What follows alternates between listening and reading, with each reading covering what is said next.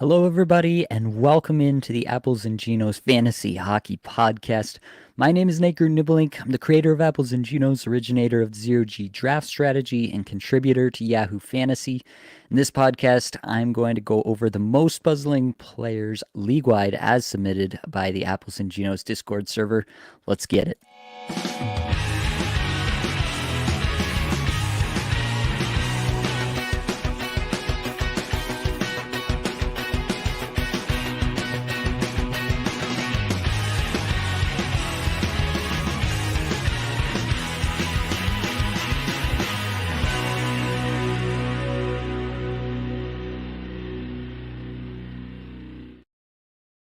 And welcome on in, everybody. I'm glad to see those of you live here on the stream on YouTube. I'm doing this every Monday at 8 p.m. EST all season long, with the notable exception of next week when I'm going to be going to the Broncos at the Bills. So won't be doing it next week. There will be something else coming out in place of this then, but yeah, just a heads up from me to you for next week. There won't be a live stream, but every other week this season you can expect one moving forward. Let's dive in with some newsies, and then we'll get to the puzzling players as submitted by the Apples and Genos Discord. So right now I've got obviously the Frederik Andersen news. He's out blood clotting. Obviously, just a kind of bad situation. Hope all the best for him. Yeah, tough to see for sure. And yeah, hopefully it's something they can get straightened out fairly quickly. But as of now, it's an indefinite timeline, so we'll just have to kind of wait and see. Eero Halak is getting a look there. Was called in for a professional tryout. Assume he'll join them there. Really, it's hard to say what'll happen. I assume Ranta would take the majority of the work there, but there's plenty of different ways that cookie could crumble. If he doesn't play super well, then they might go to Kochetkov. They did that last year, obviously, and Kochetkov had a really solid month and then was kind of never heard from again after that. But yeah, there's a lot of ways that could go, but definitely the Carolina net is somewhere that you really want to be interested in. So it's definitely worth seeing what they do in the early going here. Michael says, get to biz. That's absolutely what we're planning to do here on this podcast. Bo Horvat is day-to-day, will be reevaluated tomorrow. Apparently he blocked a shot off his left ankle on Saturday. He did miss practice today on Monday. So that's not good. A couple days later, he's still missing practice. But obviously, I think it would have come out by now if it was actually broken or something like that. So probably dealing with some sort of pretty decent bruise. Yeah, probably just a pain thing at this point, and see how he does tomorrow, and they'll take it from there. Just consider him day-to-day for now. Matt Duchene also considered day-to-day by the Dallas Stars. He is missing the game tonight. They did confirm that. I believe Dallas Stars play again on Thursday, so I would anticipate most likely that he's back for that game. If you are streaming from the Dallas Stars, I would anticipate that he'd be back Thursday against Columbus. Dylan Cousins is not practicing yet. Apparently, the hope is that he will join the team for practice in a few days. That's not a great look overall. This is all stemming from a fight that he picked with Garnet Hathaway. A little bit out of his weight class there, I would say, but good on him, I guess. But yeah, it sounds like tomorrow's tilt against Carolina is probably in doubt. So that's not a great look for Dylan Cousins, but hopefully for the end of the week he can return.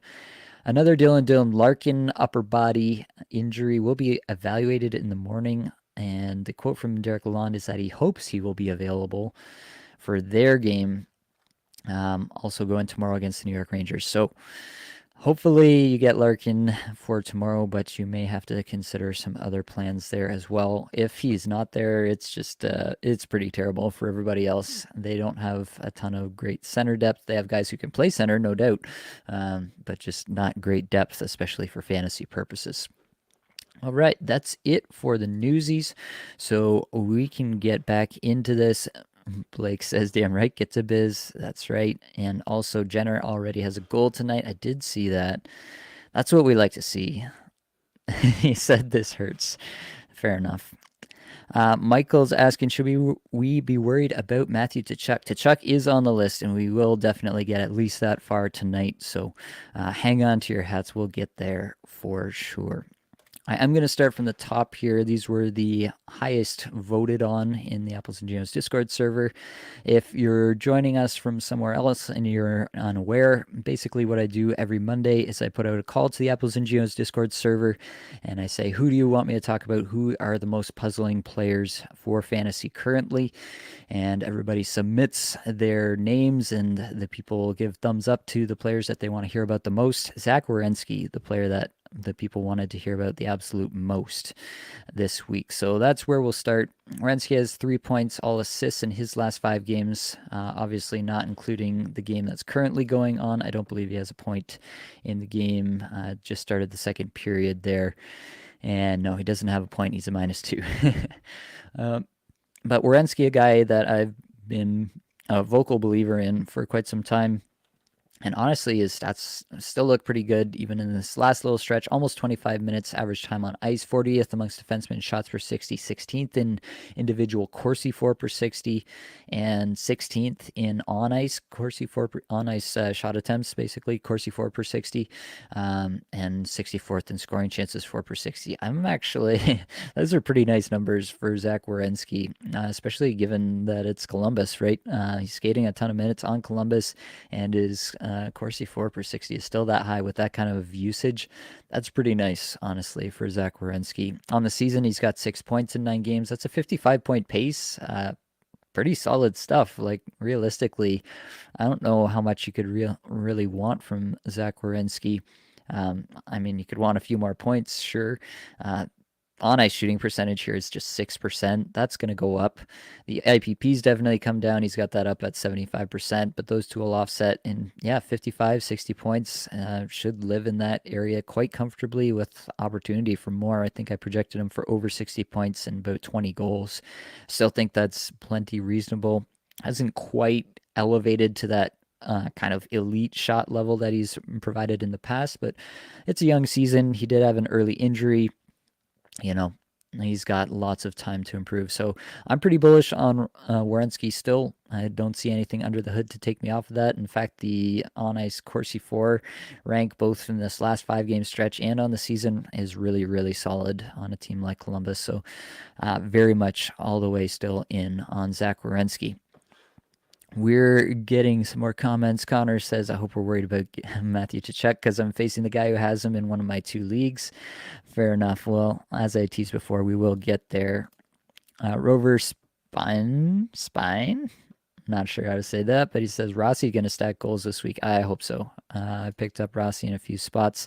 If you watched our waiver wire episode or listened to that podcast, then you know that we are definitely interested in Rossi as well. Casual Bowl of Ramen says, why is Verhaeghe the way that he is? Yeah, it's not been terrific for Carter Verhaeghe, but again, I'm fairly unconcerned about most of Florida. They're down their top 2 defensemen. Like, people really don't realize how bad that usually is. The Leafs have lost not even their top 2 defensemen, and they look like an absolute tire fire defensively since that point. And so, to me, it's just completely unsurprising if some of the Florida players are not living up to complete expectations. Michael asks, are we worried about the Oilers this year? Will they get 20 wins this year? Yes, the Oilers, I feel pretty confident in saying we'll reach 20 wins this year. Honestly, the Oilers, their underlying stats look really quite solid. I'm wildly unconcerned about the Oilers as a team and their ability to figure it out at some point. At 585 on the season, they're second in Corsi 4 percentage, and they are 5th in scoring chance 4 percentage. They're going to figure it out. No concerns about the Oilers whatsoever. Connor Clark says the Oilers get 40 plus wins. Book it. Yeah, I would book that too. Knies with 2 goals now, John says. I haven't been checking the score since I started. That's nice. Definitely, we're interested in Mr. Knies, and I said as much in the podcast the other day. Oh, I'm seeing it as Matthew's goal. Maybe it got moved around. We'll see, I guess. But yeah, nice to see that Nyes is clicking right away on the top line. Kind of makes sense. I thought that he actually was a stylistic fit for that top line, so I'm definitely interested in that. Toronto Dave saying Wool over Samsonov. Nice. I totally agree. I don't know how you could have a different take this far into the season, honestly. Sergachev, Simon says, can we actually drop him? I would not be dropping Sergachev. I think he's got a point or two tonight. Yeah, he's got an assist tonight. He's still going to skate a ton of minutes. The Lightning will do this on occasion. And I mean, before Sergachev got all that power play time last year, he was still a plenty rosterable fantasy defenseman.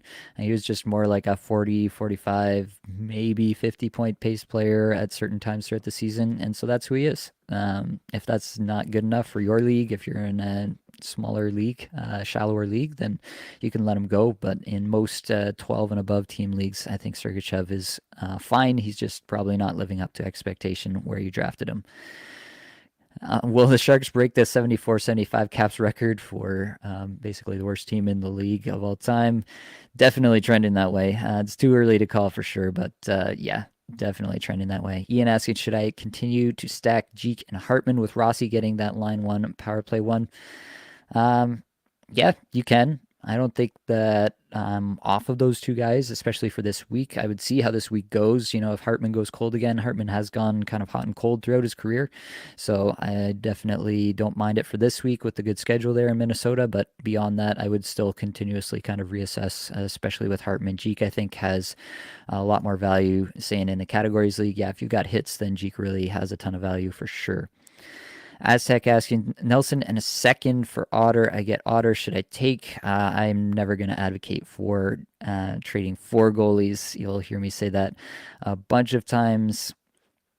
Yeah, I'm just never going to be advocating for you to trade for a goalie, especially for Nelson and a high draft pick.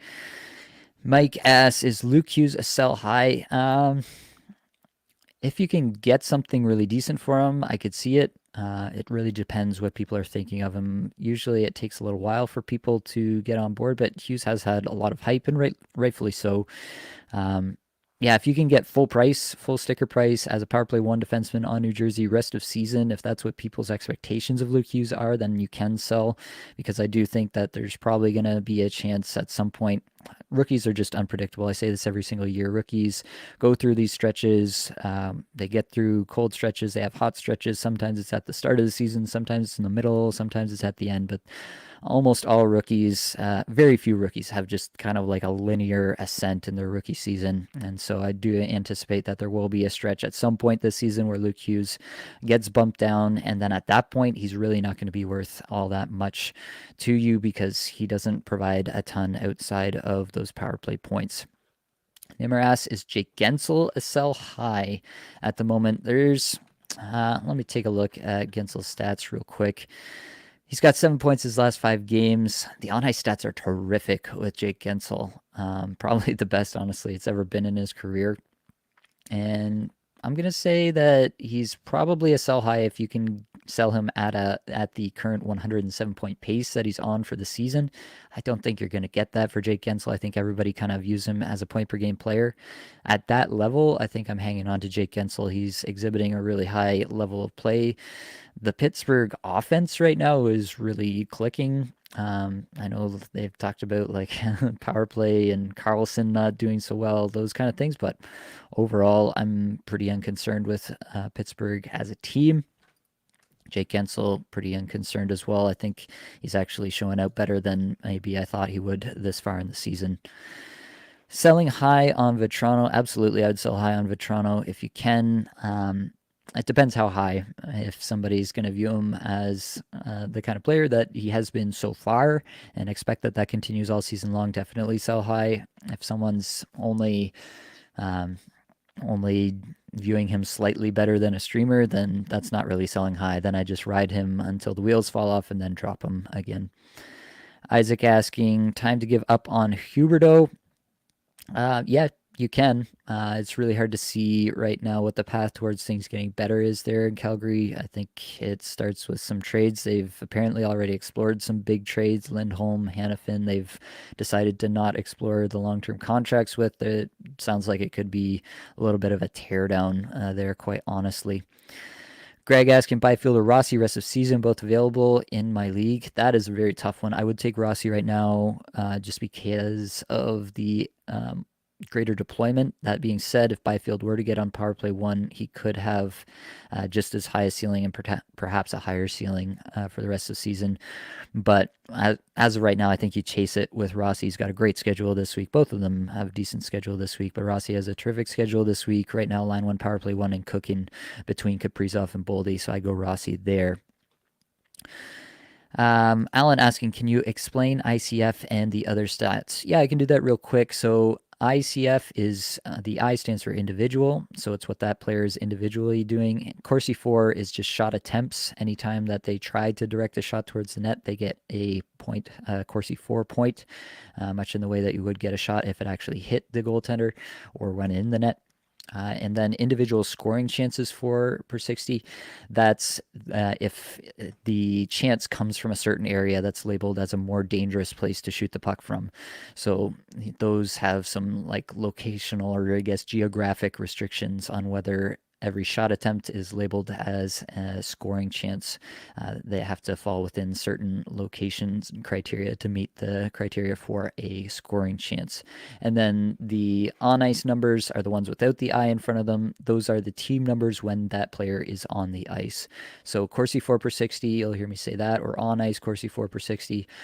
That's what the team is doing. That's their rank.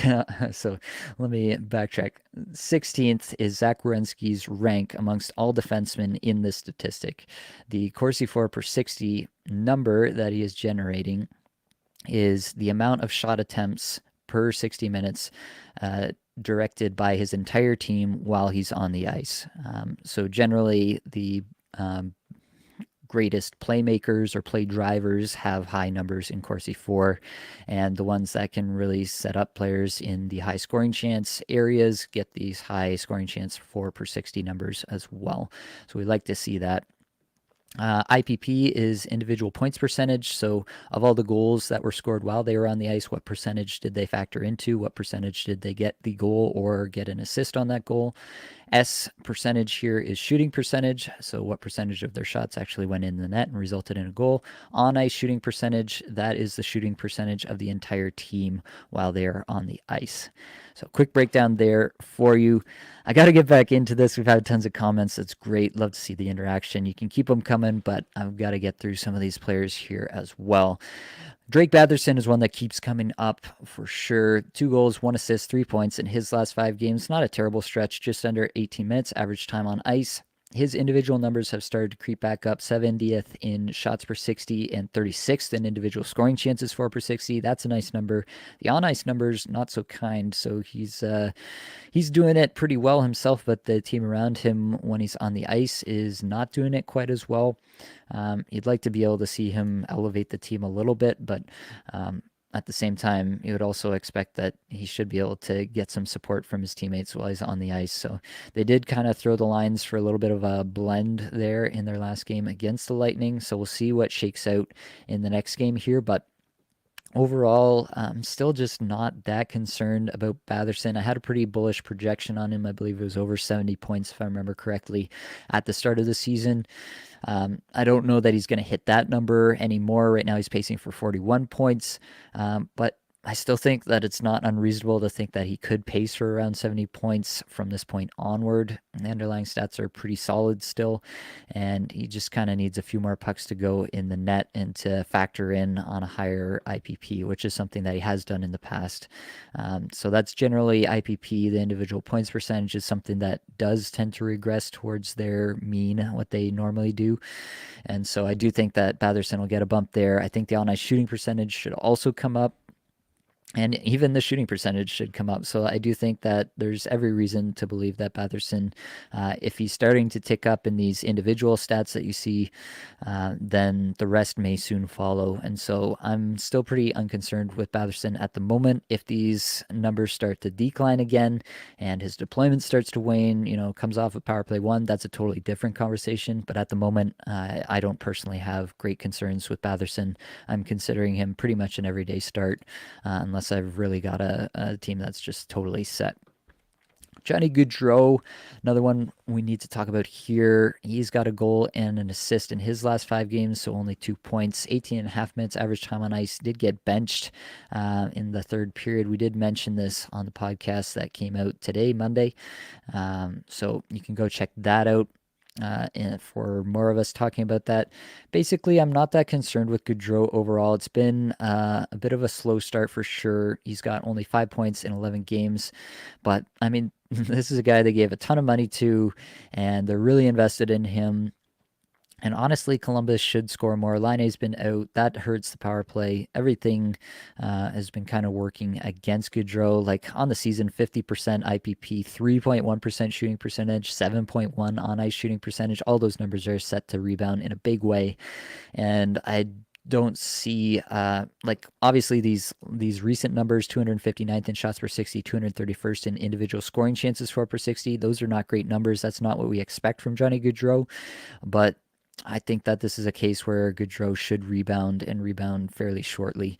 I'm expecting it, basically, is what I'm saying. I just feel like we have this pedigree with Gaudreau where he's done it and done it for multiple seasons at this point. Like last year, I think it was 73 points he had in 82 games, one of the more quiet 73-point seasons that anyone's ever had, just because Columbus wasn't that great. And so people assume that he had a really terrible season. He really didn't. Columbus as a team had a terrible season with a ton of injuries, but he really held his own last season.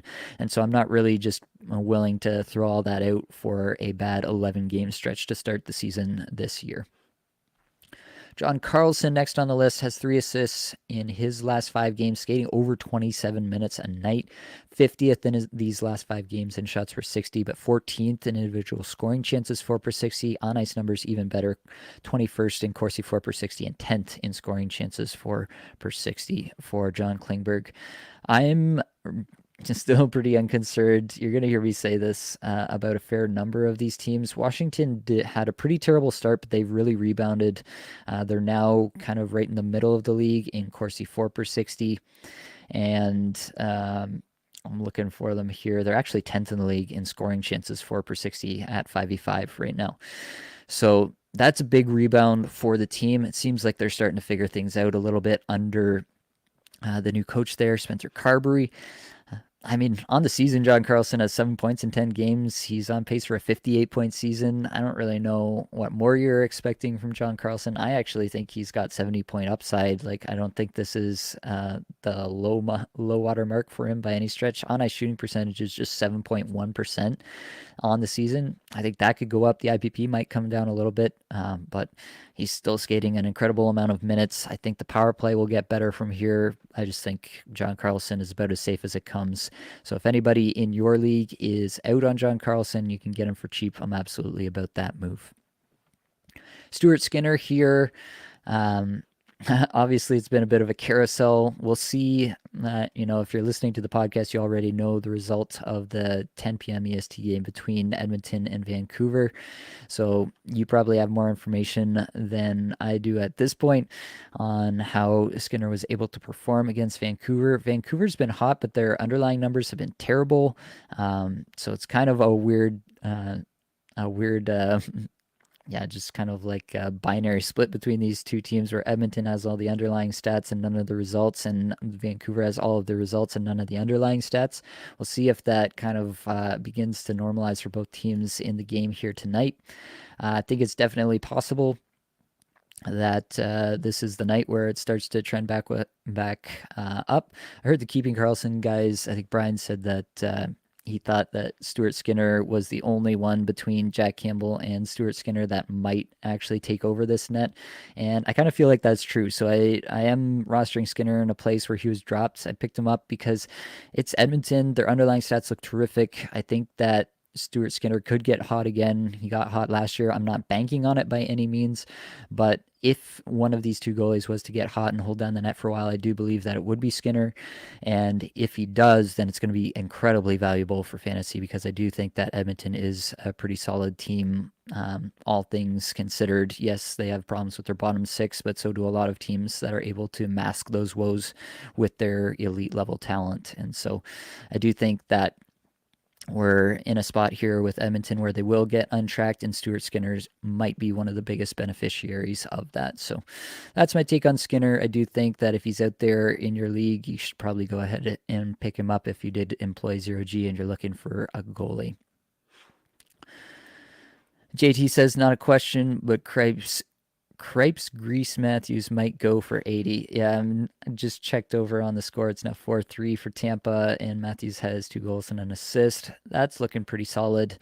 Yeah, I've got Matthews in a couple places, and so I'm feeling that. Last week, I said it on the podcast that came out today on the flagship weekly show that I got Matthews on Saturday night in Cacuffle, but it helped me in my other leagues. So it was one of those where it helps me in some spots and goes against me in others. But overall, love to see it as a Leafs fan as well.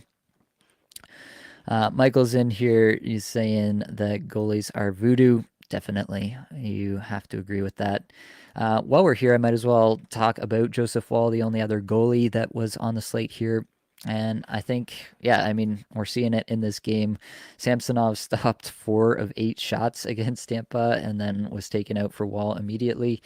I think Woll has clearly outplayed Samsonov so far. And so I have Woll in one spot where I was able to pick him up before things got too crazy with his rostership, and I'm just going to hold him until Samsonov clearly outplays him, gets back-to-back starts, those kind of things. Until that happens, I'm holding Woll. I do think that the situation, Jake McCabe is close to getting back. I don't actually know the update on Liljegren, but when the Leafs do have their full complement of defensemen, I think things should get better there. And I think the team can outscore a lot of woes, so you should run into wins at the very least with Woll, even if the numbers don't look terrific all the time. So that's my take there, and I think that Woll has actually played pretty well. I don't think that the game on Saturday was really his fault. There were a couple goals that maybe he could have had, but overall, don't think it was his fault whatsoever.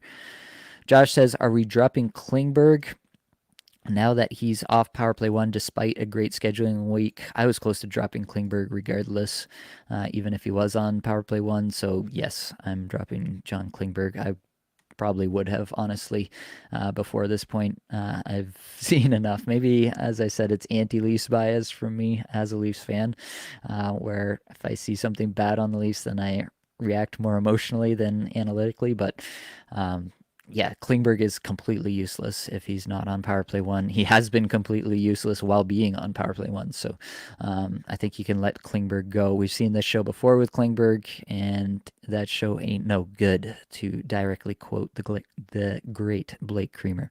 So that's what I'm doing with Klingberg.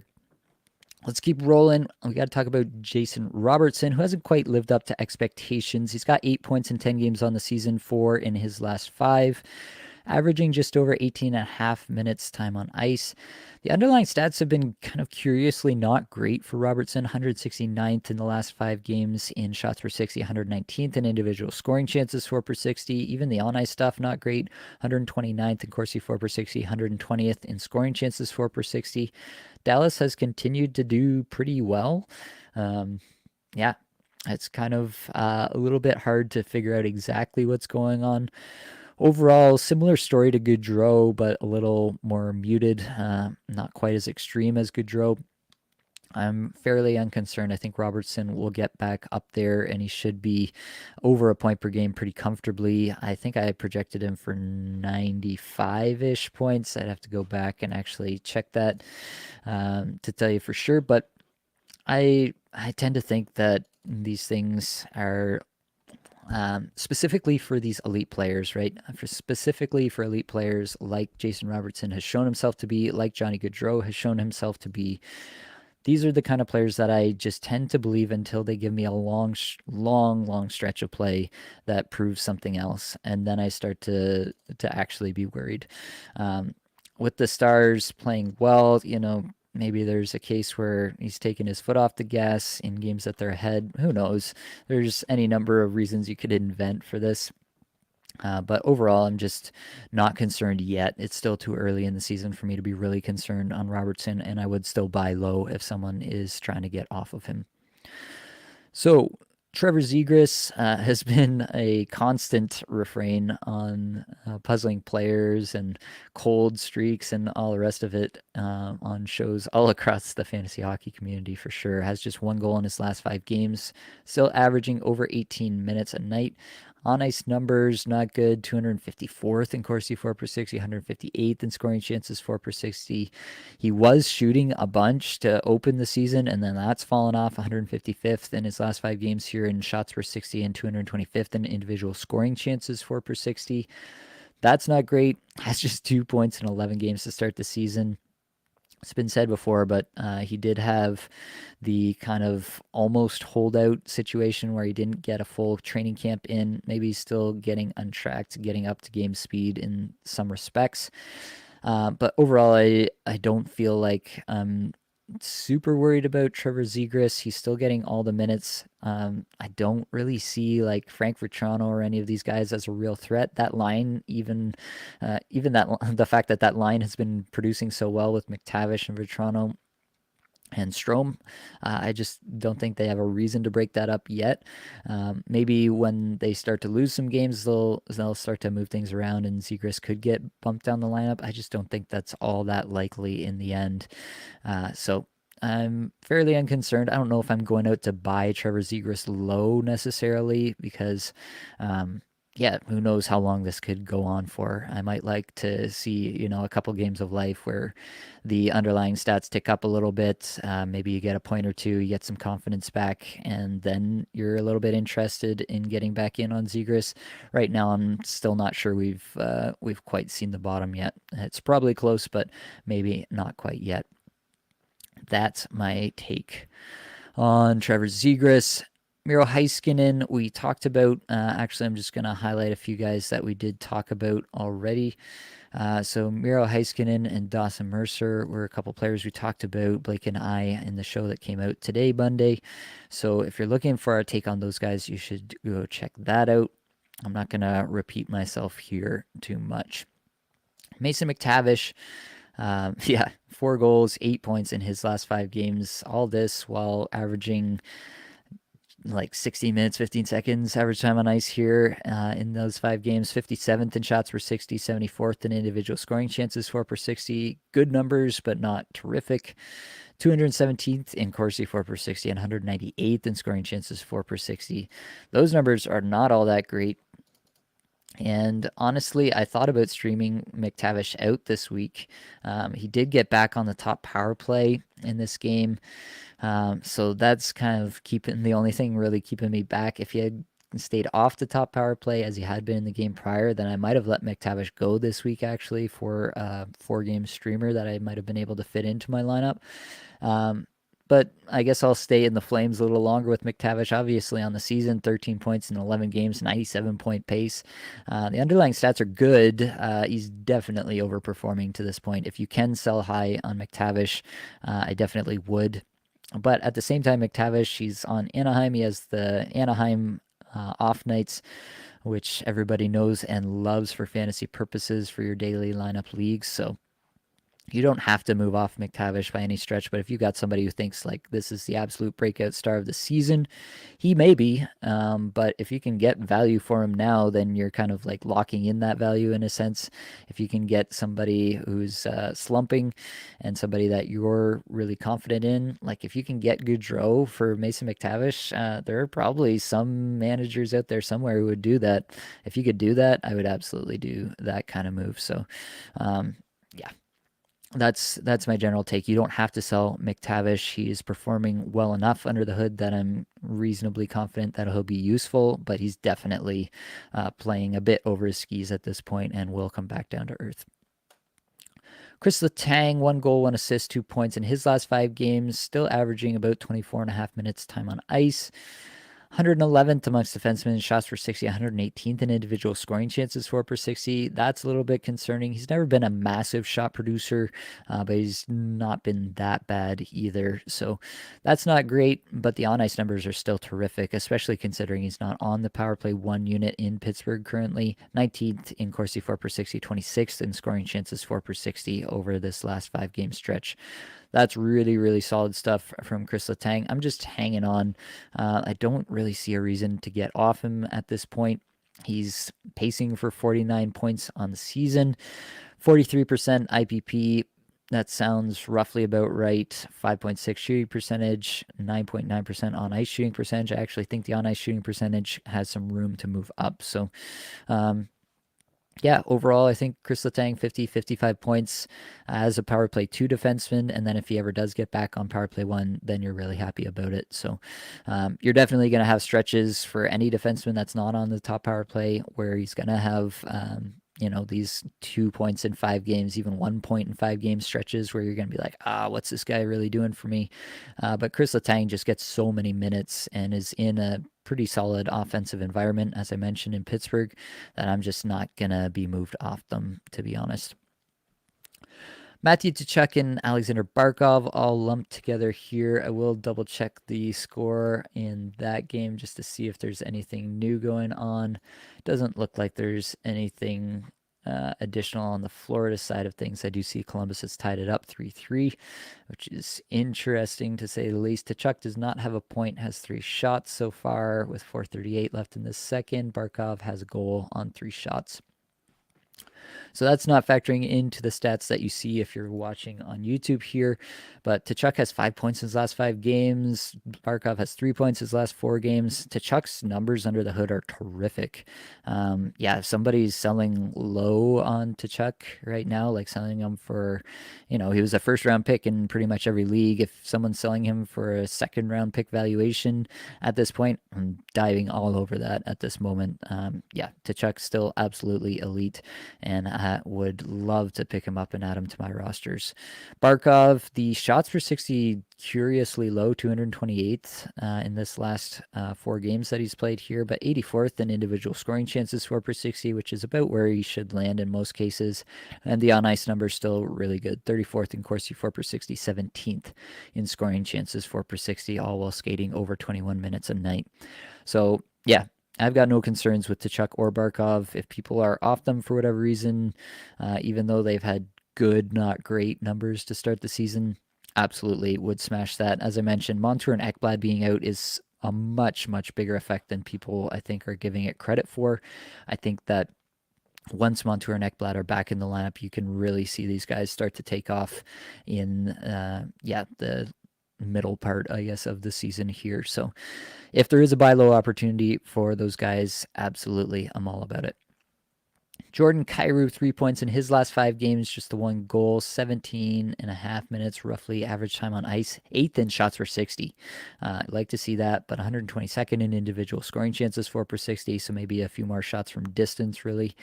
171st in Corsi 4 per 60 and 135th in scoring chances, 4 per 60. That's not great.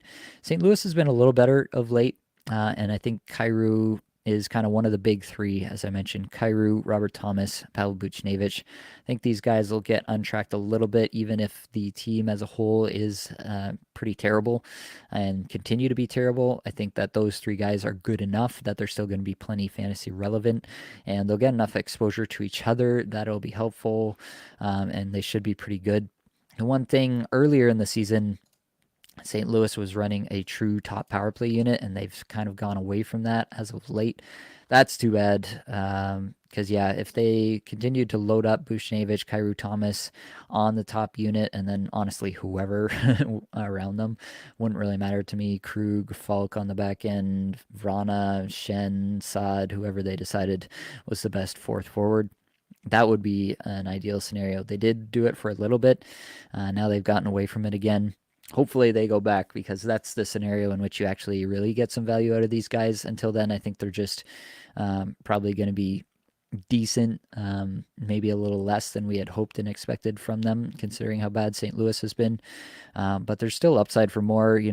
Berube could get himself fired. New coach could come in and hand them a whole ton of ice time and kind of reinvigorate the team a little bit. There's lots of scenarios that could play out where these guys also exceed. So if people are off of these players, I've seen Buchnevich dropped and picked him up in a league where he was dropped. So if people in your league are totally off these players, just given how bad St. Louis is, and you can acquire them for next to nothing, I would definitely do that.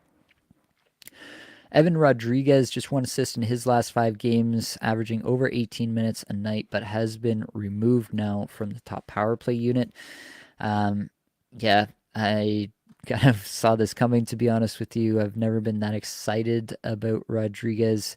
He kind of had that one season with Pittsburgh, half a season really, and then tailed off. He's a guy who always shoots a ton, and then he's never been a great converter. I believe, if my memory serves correctly, he's below a 10% shooting percentage in his career. So it's a guy who can get hot, definitely can pump a bunch of pucks on net. He hasn't even been doing that lately, 251st in shots per 60 his last 5 games. The on-ice stats still looking great because he was playing with terrific players. Still is. He's still playing with Barkov and Reinhart on the top line. But I do think that this is just a limited player in terms of the actual talent here. And so, yeah, you can stream him, but I don't think he's a hold week in, week out.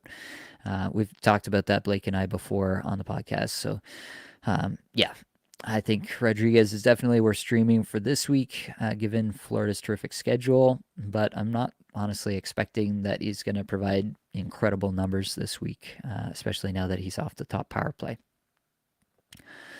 Alex Ovechkin, 1 goal, 5 points rather in his last 5 games. It's kind of curious, Ovechkin turning into a playmaker, I guess, in his old age here. Just about 21 minutes average time on ice, 50th in shots per 60, 8th in shot attempts per 60, 81st in individual scoring chances, 4 per 60.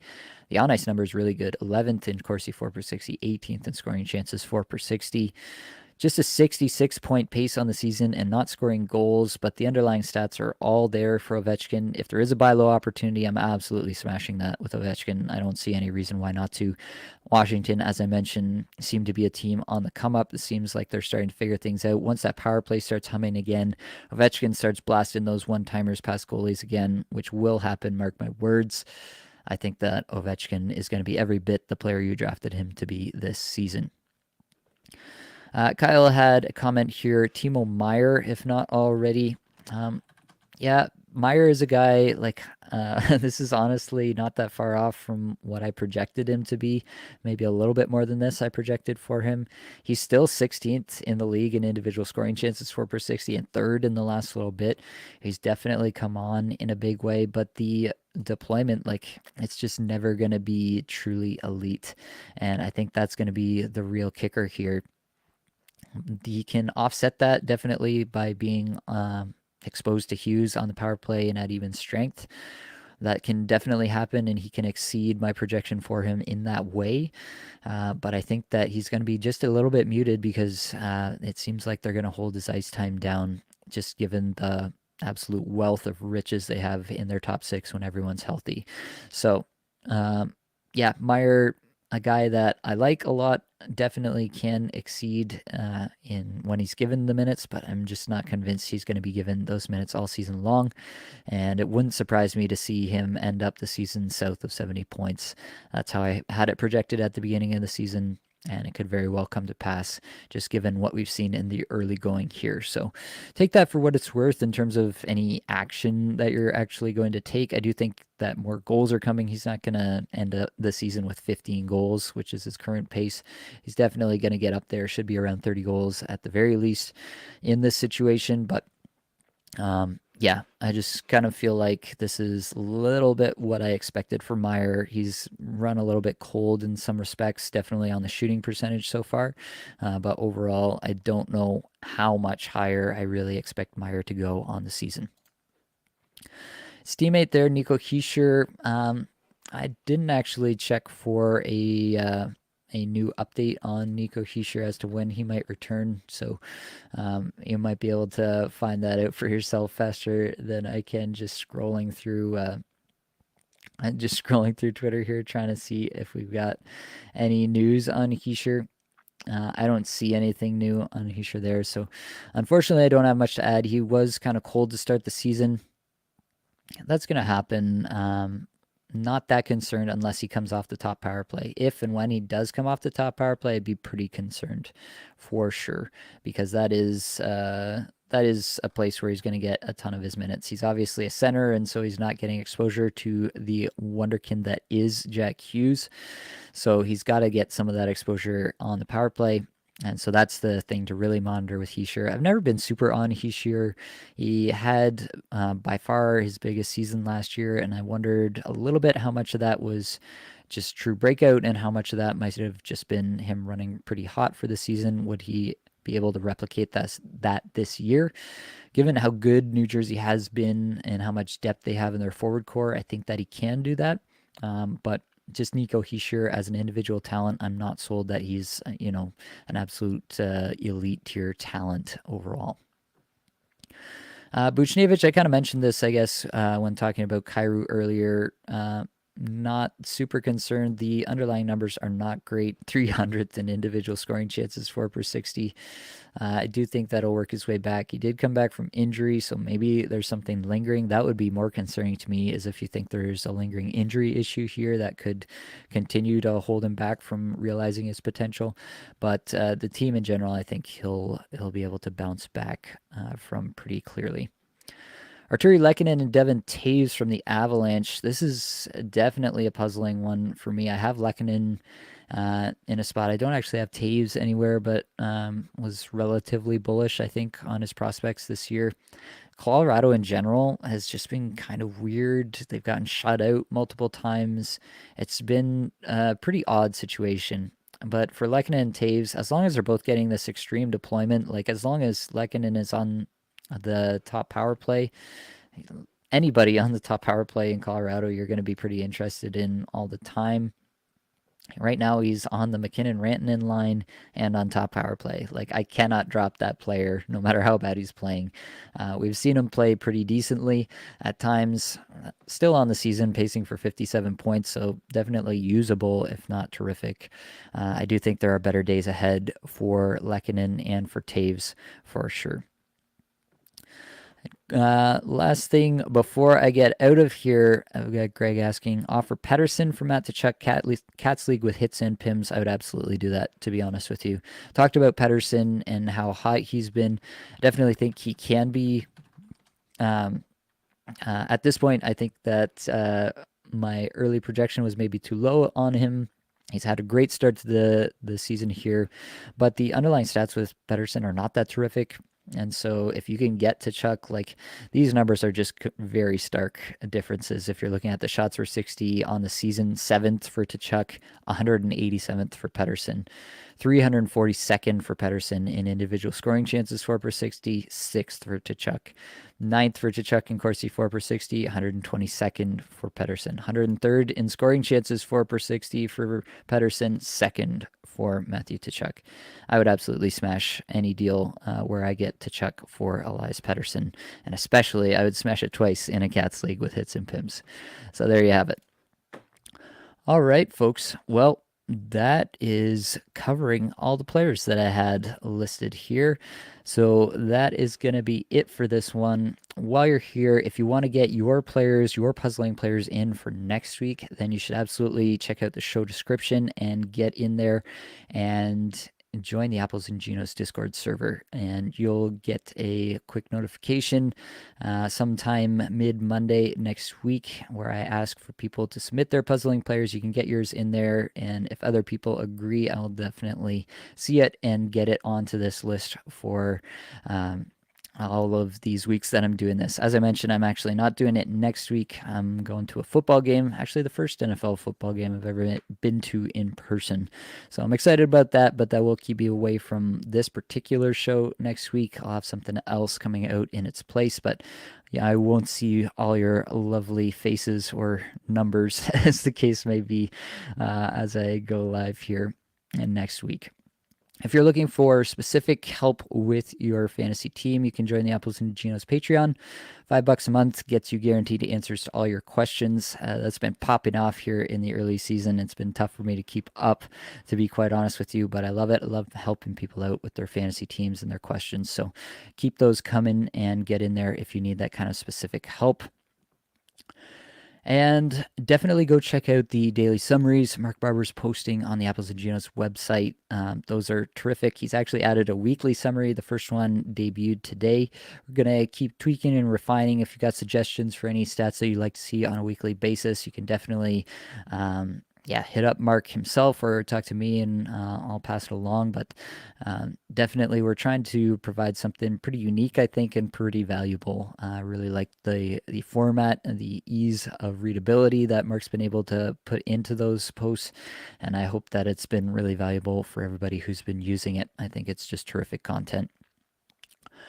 All right, folks, that is going to be it for this episode. Hopefully it brought you some value, helped you get a little bit better at fantasy hockey today. All the advanced stats you heard today came from Natural Stat Trick, which is a terrific free resource. Many thanks to the band They're There for supplying the music for this podcast. Be sure to check out their Spotify as well. And that's going to be it, folks. Much love.